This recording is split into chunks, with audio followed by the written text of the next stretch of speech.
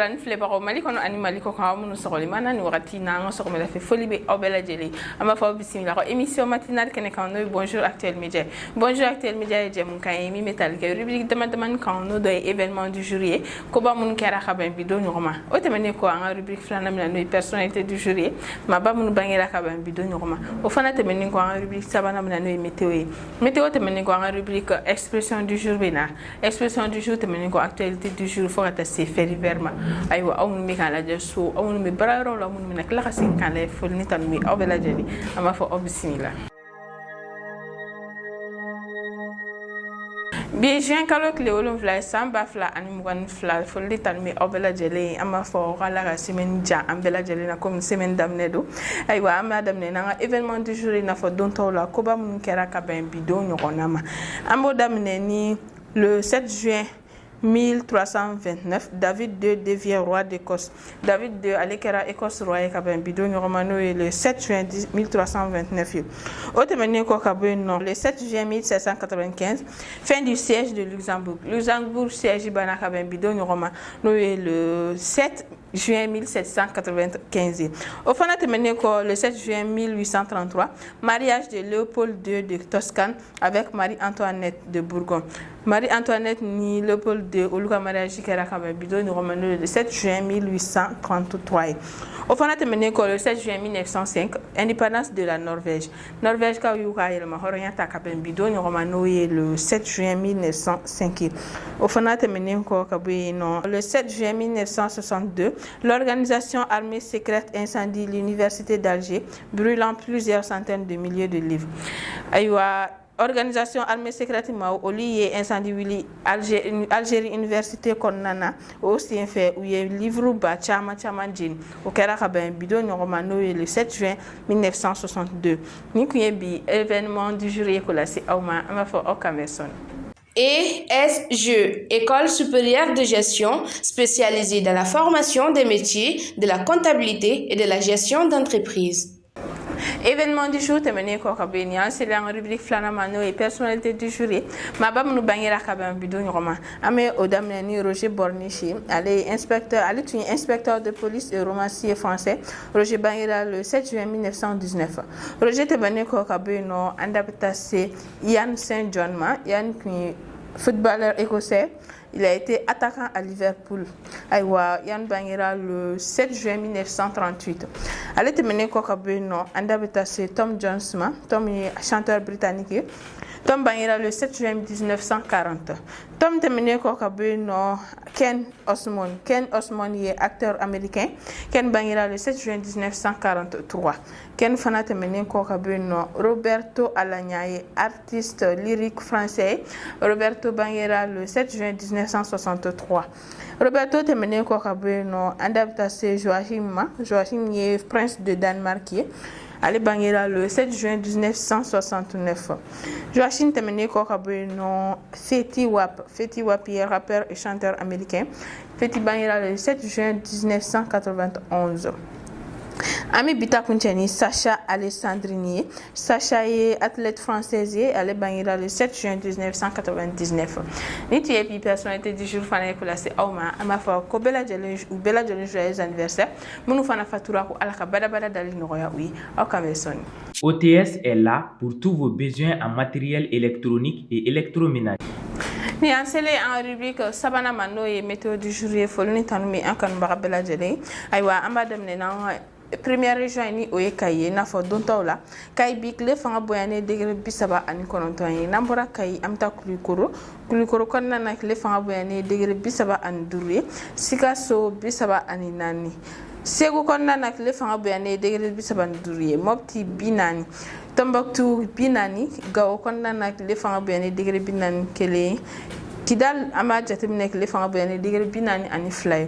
Minaka binani kele tesalit kono na binani anifla Bamako ana lamini kele fanga boyani degré bisaba ani wolonvlay Bamako bi kele boraka ben 6h05 minutes ma kele bi à 18h56 minutes Nete bi météo fana ko la awma am tanya fedon. Pour tous vos besoins en librairie, papeterie, matériel informatique, appareils électroniques et divers, rendez-vous chez Acadé Informatique.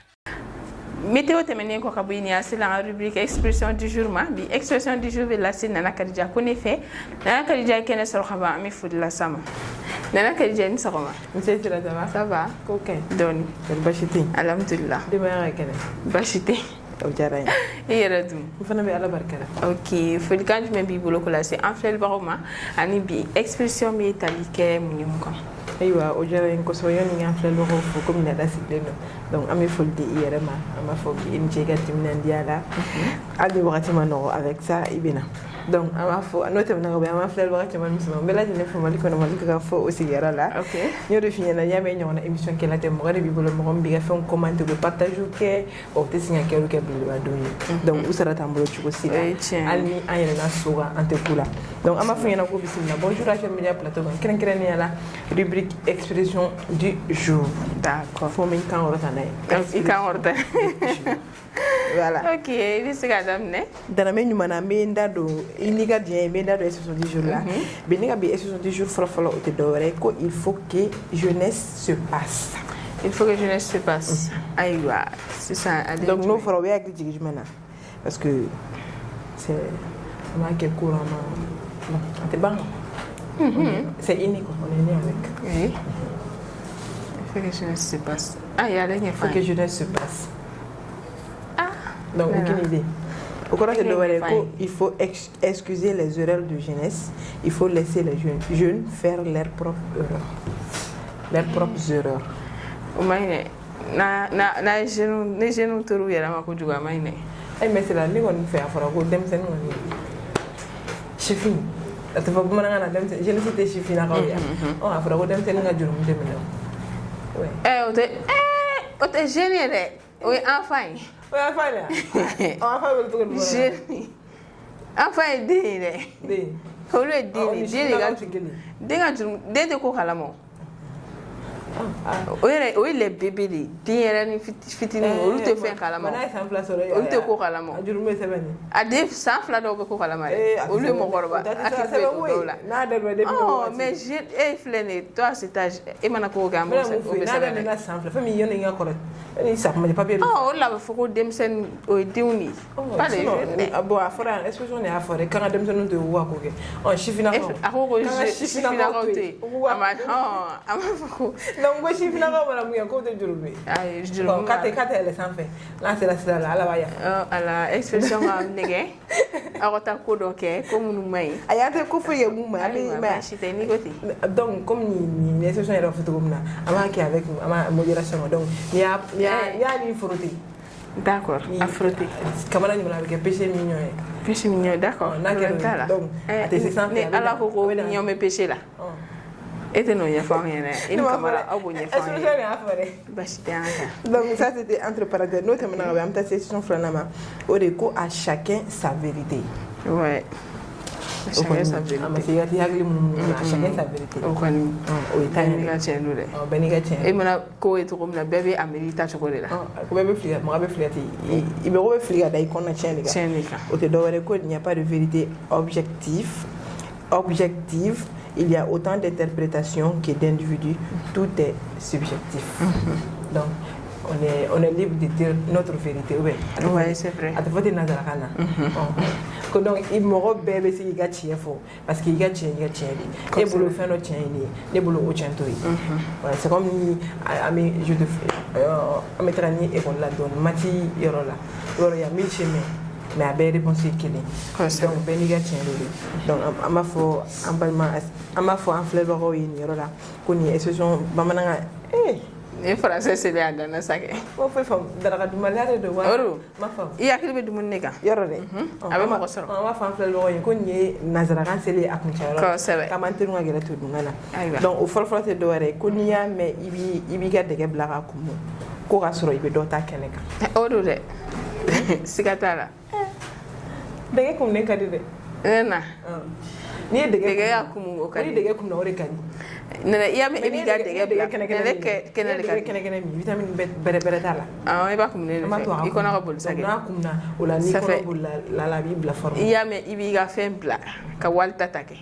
i y'a mɛn i bɛ walita ta kɛ i bɛ taa bila kun na i bɛ walita de kan ni walita ma sɔrɔ i na segin i ta kun na mɔgɔkɔrɔbaw ɲuman na ko ne ma deli i fa fɛ ɲɛ b'i ba de la o de don dɛ donc k'a fɔ ko i b'a fɔ k'i tɛ nin fɛ n tɛ nin fɛ n bɛ nin fɛ i ɲɛ bɛ dɔ wɛrɛ de la solution wɛrɛ de b'i caman de bɛ yen o de don sinon ɲɛ bɛ kelen na i b'a dɔn n'i ma nin ta i bɛ o kelen de don dɛ donc i b'i tile fali kan donc n'o bɔra ka se exception naaninan ma n'o ye bamanankan filanan ye o de ye ko cɛlasigi kuntala ka jan n tɛ boci n cɛ ɲɛna ma donc an b'a fɔ a kanubaga ye ko hakɛto bɛ kuma kɛrɛfɛ parce que kuma y'a fɔ cogo don et puis bɛɛ n'i ka tiɲɛ fana don comme y'a fɔ cogo bɛɛ n'i ka tiɲɛ don a bɛ se ka kɛ dɔw b'a fɔ o tɛ sira jugu fɛ dɔw fana fɛ o tɛ sira ɲuman fɛ donc an bɛ k'a fɔ ni sira ɲuman de expression de don ok k'a kuntala ka jan o ma dɛ a ka jan o ma kɛ nana e t'o dɔn de ayi ne t'a dɔn e y'o e bɛ boli ka taa i boloci kɛnɛma ayi o tɛ cɛlasigi o b'a sɔrɔ cɛlasigi tɛ sɔn o ma de t'a dɔn n'i bɛ mɔgɔw kɛrɛfɛ i bɛ arrière bɔ i b'a kɛ mais e bɛ so kɔnɔ a bɛ so kɔnɔ e bɛ taa min n'a ɲinɛ k'i tɛ n bɛ k'o de fɔ ayi i y'o da kɛnɛ ma n bɛ na sisan i bɛ segin ka na n bɛ taa ji min kɛ ou bien n bɛ taa fɛn dɔ kɛ don dɔ a t'o temps d'i ma don dɔ a t'o temps d'i ma e kɔni don don dɔ a tɛ temps t'a bolo a bɛ na dɔrɔn a b'a fɔ ko n bila ka taa donc an b'a fɔ an filɛbagaw ye ko ne bɛ na sigi ne ka bi 70 jours la ko bi ye semaine daminɛ n'o ye mardi kosɛbɛ n b'a fɔ bɛɛ ɲɛna ko ala ka semaine diya an bɛɛ lajɛlen amina yarabi o bɛ bon début de semaine oui bon début de o de don bon début de semaine bon début de semaine donc k'u bɛ bon début de semaine ko ni ala ma bɛ se ka ɲɔgɔn sɔrɔ sini ni plateau kelen ɲɛ ni ala ka jɛ ye merci beaucoup diyara an ye kosɛbɛ an ye faamuyali sɔrɔ ka expression du jour la donc an b'a fɔ o la i kan bɛ sini ni ala ka jɛ ni ala sɔnna. Sistra Technologies est une société de prestation de services et de commerce, évoluant dans le domaine des nouvelles technologies de l'information et de la communication, la fourniture de matériels biomédicaux, la bioinformatique. Ni tun nana Kadija ko ne ka expression du jour lase ama ale tɛmɛnen kɔ bi an ka actualité du jour bɛ lase Fatumata Darame de fɛ a bɛ kɛnɛ sɔrɔ ka ban an bɛ foli lase a fana ma Fatumata Darame ni sɔgɔma C'est ni sɔgɔma ça va ko bɛ cogo di ko bɛ gidi alhamdulillah Dieu merci folikan jumɛn b'i bolo k'o lase an filɛlibagaw ma bi ani a kɛra expression ye sa actualité jumɛn b'i bolo k'o ɲɛfɔ an ye ok Sira o diyara n ye kosɛbɛ sani n ka na don actualité la ka kan ka mɔgɔw fo sani n ka mɔgɔw fo min yɛrɛ fo dan tɛ foli min na i ni courage i ni cɛsiri a ma nɔgɔn merci bien donc e tɛmɛnen kɔfɛ ka bɔ m'an filɛbagaw bɛɛ lajɛlen fo Mali kɔnɔ ni Mali kɔkan nana yɛrɛ kɔnɔ olu y'an choisi parmi tant d'autres olu m'u sɔgɔlen to an na ni émission fana ye bi sɔrɔ parce que an fana dalen b'a la k'olu fana bɛ ka an suit donc foli tanu mu ye ɲan f'u sigiyɔrɔ la merci bien foli belebeleba b'i yɛrɛ donc i bɛ se k'i da don actualité du jour la ko ɲɛfɔ an ye ok Sira o diyara n ye kosɛbɛ n'i ka jaabi dɔ don actualité la k'u lase an filɛbagaw bɛɛ lajɛlen ma Sira bi ne ka actualité fɔlɔ bɛ tali kɛ kɛnɛyako kan kɛnɛyako min na bana ko kuma dɔ cayara kosɛbɛ coronavirus kɔfɛ bana dɔ kuma bɛ sen na sisan n t'a dɔn sɔn n'i bɔra kalama n t'a dɔn sɔrɔ b'a variole de singe donc o ko in carilen don kosɛbɛ nin wagati in na fɛn min ye organisation mondiale de la santé n'olu bɛ tali kɛ diɲɛ kɛnɛya sigilamaw fɛ olu y'a yira k'a fɔ ko nin cas fɔlɔ yera Royaume-Uni de la mai tɛmɛnen mai kalo tile 7 tɛmɛnen donc o cas fɔlɔ min yera yen nɔ o cas fɔlɔ tɛmɛnen kɔfɛ ka bɔ a yirala k'a fɔ ko diɲɛ dugu 30 kɔnɔna na ko cas 350 k'o de yelen don fɔlɔ fɛn min ye français ye matériel jan tɛmɛnen olu ye cas 33 identifié donc a yirala tuguni k'a fɔ santé publique minnu bɛ sigilen bɛnnen don France yɛrɛ la olu y'a yira k'a fɔ ko cas wɛrɛ enregistré don minnu ma se ka lase jama kulo ma ni wagati in na donc Sira an b'a yira k'a fɔ ko nin ye coronavirus n'an ka jatew kɛra ka ɲɛ nin y'a san 2 nin kɔ ye coronavirus kɔni ale bɛ yan donc o san 2 nin kɔ ni variole san in fana nana a tɛ faamu ma nɔgɔn dɛ o kumana an ka diɲɛ na tɔ bɛ banaw de yan donc Sira fɛn min ye ale ye a bɛ yɛlɛma a ye bɔ bagan de fɛ ka yɛlɛ bura hadamadenw na donc ani kulozoniw bɛɛ bɔlen don n'an ko ani kulozoni fana tɛ dɛ mais a bɔlen don a b'a ale fana bɛ kɛ suguya kelen ale fana bɛ mɔgɔ fari kurukuru a bɛ mɔgɔ fari furukuru wa en plus fana joli misɛnnin de bɛ kɛ a tigilamɔgɔ la donc nin cas fɔlɔ min yɛrɛ yera diɲɛ kɔnɔ a yera Danemark de en 1958 san 1958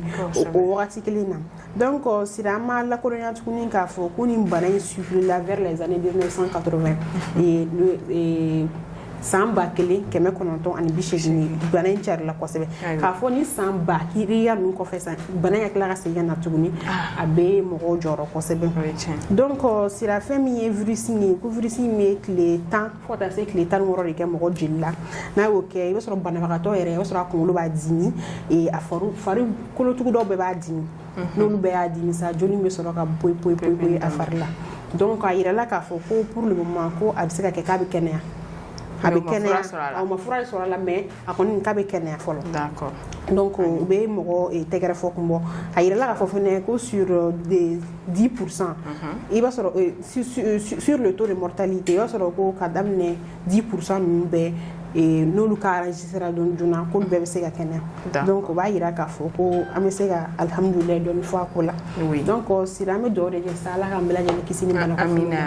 surtout denmisɛnninnakaw a b'olu de sɛgɛn kosɛbɛ donc Ala k'an ta kalan an y'a mɛn dɛ k'a fɔ ko bana kura de bɛ ka na diɲɛ kɔnɔ san o san tɛmɛnen ne mun ye valideur fɔ n'o ye baganw yɛrɛ ta ye nin semaine fana kɔnɔ n'a fɔra ni bana fana ka na an bɛ dugawu de kɛ sa Ala ka an kisi a ɲɔgɔn na donc sira ne bɛ n ka bi actualité kuncɛ ni sommet extraordinaire mun bolola Ghana n'o tun kɛra samedi tɛmɛnen n'o tun ye le 4 juin donc sira o sommet in kɔni mɔgɔw tun bolo ko embargo bɛna wuli ko maliyɛnw bɛna bɛn kelen kan ko ayiwa ko fɛn min ye sɔrɔ ko ninnu k'olu bɛna nɔgɔya mais sira o ma se ka abuti sira min lakodɔnya k'a fɔ ko nin ye ayiwa CEDEAO mɔgɔw ka 6e session extraordinaire de n'u b'o organiser ka kuma Burkina Guinée fo ka taa se Mali ma ka d'a kan olu jamana kofɔlen ninnu olu de bɛ dirigé par les militaires olu bɛ régime militaire kɔnɔna na donc sira fɛn min ye communauté économique des États de l'Afrique de l'Ouest ni a bɛ fɔ o ma ko CEDEAO olu mɔgɔw ye sigikafɔ kɛ chef d'état concerné fɛn fɛn bɛ CEDEAO kɔnɔ u ye sigikafɔ kɛ mais u ma se ka bɛn kelen ma fɛn sanction ko wagati ko kumana donc sira u bɛ se ka ɲɔgɔn ye wagati jumɛn sa kɔni ye sommet in bila tuguni date wɛrɛ la n'o ye juillet kalo tile 3 ye u bɛna ɲɔgɔn ye tuguni ka kuma o ko in na donc fɛn min ye ayiwa jamana 3 ninnu ka daminɛ Nana Akufo la ka taa bila Macky Sall ka taa Alassane Ouattara fo ka taa se maa caman ma olu kɔni farala ɲɔgɔn na ka sɔrɔ u ma bɛn kelen ma donc an bɛ dugawu de kɛ sa Ala k'u bɛɛ lajɛlen bɛn kelen ma Ala ka embargo ɲuman wuli Ala ka fantanya yɛrɛ Ala ka taga bɔ an ka jamana amina sinon a kɛra baara ye i n'a fɔ essence bɛɛ ka gɛlɛn dumuni fɛn bɛɛ de gɛlɛyalen don fɔlɔ a ma nɔgɔn kosɛbɛ vie chère tan vie chère a ma nɔgɔn donc sira n'i ka jɛ bɛna bɔ kuma kɔnɔ ayiwa o diyara n ye kosɛbɛ an ka basi kɛra an bɛ ɲɔgɔn sɔrɔ yan sini n'Ala sɔnna Ala ka sini jira an na donc foli belebeleba b'i ye ka actualité di la an ye faamuyali caman sɔrɔ la donc an b'a fɔ o la i kan bɛn sini n'Ala ka jɛ ye n'Ala sɔnna a ma. OTS est là pour tous vos besoins en matériel électronique et électroménager. Y'an seli an ka rubrique laban na n'o ye fait divers ye fait divers bɛ lase Aminata Y Kulibali de fɛ an bɛ foli lase a fana ma Aminata i ni sɔgɔma nse sira somɔgɔw tɔɔrɔ tɛ basi tɛ alhamdulilah tabarikala bien folikan jumɛn b'i bolo k'o lase an filɛlibagaw ma ani bi fait divers bɛ tali kɛ mun ni mun kan ok foli ni tanuni bɛ an filɛlibaga cɛ n'a muso denmisɛnnin maakɔrɔba ye sira foli belebeleba i yɛrɛ tɛ merci bien sɔgɔmada in na ne ka kuma bɛ lase talikɛ insomnie kan n'an ma fɔ la an ka to dunga la ko sunɔgɔbaliya insomnie n'a fɔ a tɔgɔ b'a ɲɛfɔ an ɲɛna cogoya min na o ye a bɛ n'a fɔ a bɛ état dɔ de don mɔgɔ la wagati min na n'i tɛ se ka sunɔgɔ ka fa walima n'i tɛ sunɔgɔ sɔrɔ pewu walima n'i ka sunɔgɔ turubulen don donc o de ye insomnie donc ko insomnie yɛrɛ a cause yɛrɛ ye jumɛn ko insomnie bɛ se ka sɔrɔ mauvaise habitude de sommeil fɛ n'an b'a fɔ o la ka wagati i n'a fɔ don o don e bɛ da 20 heures mais e y'i veiller bi k'a fɔ ko n bɛ da 21 heures ou bien 22 heures sini fana y'o kelen kɛ sinikɛnɛ i tagara 23 heures la i n'a fɔ da heure kelen t'i la quoi donc n'o kɛra dɔrɔn i b'a ye de fait que i farikolo bɛ dogo la n'i dala hali o dugusajɛ 20 heures i tɛ se ka sunɔgɔ 20 heures tant que ni 23 heures ma se donc o bɛ to i la a bɛ kɛ sababu ye n'i ma o heure in sɔrɔ i tɛna se ka sunɔgɔ ka fa donc o de ye mauvaise habitude de sommeil fɔlɔ fana ko insomnie bɛ sɔrɔ dépression fɛ bon dépression ye état ye état min bɛ na adamaden na n'a sɔrɔ ko dɔ b'i kun kan a bɛ se ka kɛ kamanagan ko jigitigɛ ko dɔ walima fɛn dɔ kɛ la mun y'i tɔɔrɔ a bɛ mɔgɔ bali ka sunɔgɔ donc a bɛ se ka sɔrɔ anxiété fɛ o ye kamanagan ye donc i t'a sɔrɔ i kamana gannen don i kɔnɔ gannen don fɛn dɔ la kɔnɔnafili y'i sɔrɔ donc o ye anxiété a bɛ se ka na insomnie bɛ se ka sɔrɔ manque d'exercice physique fɛ n'an b'a fɔ o ma ko mɔgɔ minnu bɛ yen nɔ n'u tɛ farikolola ɲɛnajɛ kɛ u ye o ye u b'u tentɔ u tɛ ali minnu bɛ tagamamisɛnninw kɛ k'o b'u u ɲɔgɔn na olu tɛ sɔn o si ma donc fɛn fɛn de bɛ se k'olu farikolo la déranger o man di olu ye donc insomnie bɛ se ka sɔrɔ o fɛ a bɛ se ka sɔrɔ maladie chronique fɛ i n'a fɔ bana dɔw bɛ yen nɔ a bɛ mɔgɔ la mais a tɛ dɔw bɛ yen u bɛ furakɛ dɔw bɛ yen u tɛ furakɛ a bana dɔw bɛ yen a bɛ mɔgɔ nin na i bɛ taa sɔrɔ kuma caman i bɛ furaw san a kama n'a wulila sunɔgɔ bɛ gɛlɛya i ma kosɛbɛ walima ni fura dɔw bɛ yen n'i y'olu ta olu fana bɛɛ bɛ se ka insomnie bila o la olu ye o fura ninnu fɛn ye cause secondaire ye effet secondaire disons o ye olu ye donc sira ko insomnie yɛrɛ bɛ furakɛ cogoya jumɛn ko insomnie pour que i ka se ka i yɛrɛ sɔrɔ a ko la o ye sisan k'i ka i n'a fɔ fɔlɔ la n y'a fɔ cogo min na les mauvaises habitudes de sommeil i k'o améliorer i k'i ka habitude falen sunɔgɔyɔrɔ la hali n'a sɔrɔ i tɛ se ka sunɔgɔ ni 23 heures tɛ ni 21 heures sera a essayer k'i da i b'a ye a bɛ nɔgɔya ani fana k'i ka romanw kala a bɛ se ka kɛ ni sunɔgɔ b'i la n'i ma sunɔgɔ sɔrɔ lecture fana ka fisa mɔgɔ ma kosɛbɛ surtout ni dibi la lecture ne ye courant faga i kelen dalen i bɛ ka lecture kɛ i b'a ye halo bɛ na i la sunɔgɔ bɛ na i la en même temps ko suivre une thérapie comportementale o ye i n'a fɔ i k'i farikolo la diyagosa ka don fɛn dɔ la k'a k'i comportement yɛrɛ i n'a fɔ n ye mun fɔ daminɛ na k'a fɔ a don o don ne kɔni bɛ da 21 heures mana se o y'i sɔrɔ fɛn wɛrɛ la o m'i sɔrɔ fɛn wɛrɛ la i kɔni ka taa ka t'i da donc o b'a to insomnie bɛ nɛmɛ ani fana k'i a causes na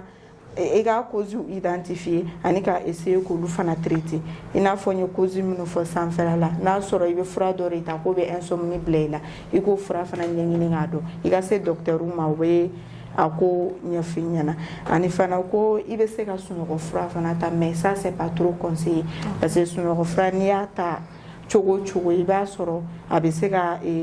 kɔlɔlɔ dɔ se mɔgɔ ma donc sira insomnie filɛ kojuguba don n'i tɛ sunɔgɔ sɔrɔ a ma nɔgɔ yɛrɛ mɔgɔ ma i bɛ taa sɔrɔ i bɛ se ka kunkolodimi gɛlɛnw bɛ k'i la tu te sens tout le temps fatigué i bɛ kɛ i moisilen bɛ kɛ kuma bɛɛ i tɛ se ka bɔ i yɛrɛ la sunɔgɔbaliya ka jugu mɔgɔ ma kosɛbɛ o n'a ɲɔgɔnna caman i t'a sɔrɔ hali i kan ka baara dɔ kɛ sunɔgɔ ta t'a juru to mɔgɔ la le fait que sunɔgɔ b'i la i b'a dɔn i tɛ se ka baara ɲɛnama yɛrɛ kɛ en tant que tel o sunɔgɔ kama donc sira sɔgɔmada in na o de tun bɛ n bolo ani n b'a fɔ bɛɛ ɲɛna bɛɛ ka i wajibiya c'est vrai problème bɛ bɛɛ da la problème ma nɔgɔ en même temps c'est pas facile ni fɛn fɛn fɔ o bɛɛ bɛ se ka don a cause kɔnɔna la donc mais a mana kɛ cogo cogo i k'a essayer au moins i ka sunɔgɔ dɔɔni o fana bɛ i yɛrɛ lafiya sinon n'i y'i ta fɛnw fɛ ka ban ka sunɔgɔ o fana bɛ se ka na ni bana wɛrɛ nali ye mɔgɔ la ala k'an kisi o ma sira sɔgɔmada in na o de tun bɛ ne bolo ka lase an filɛbaga ok faamuyali sɔrɔ o la donc an bɛ foli bila i ka bi fait divers de la j'espère que kulo bɛna kɛ kulo kunnandi ye a ko la donc an b'a fɔ o la merci beaucoup i kan bɛn sini n'ala ka jɛ ye n'ala sɔnna. ESG, École supérieure de gestion spécialisée dans la formation des métiers de la comptabilité et de la gestion d'entreprise.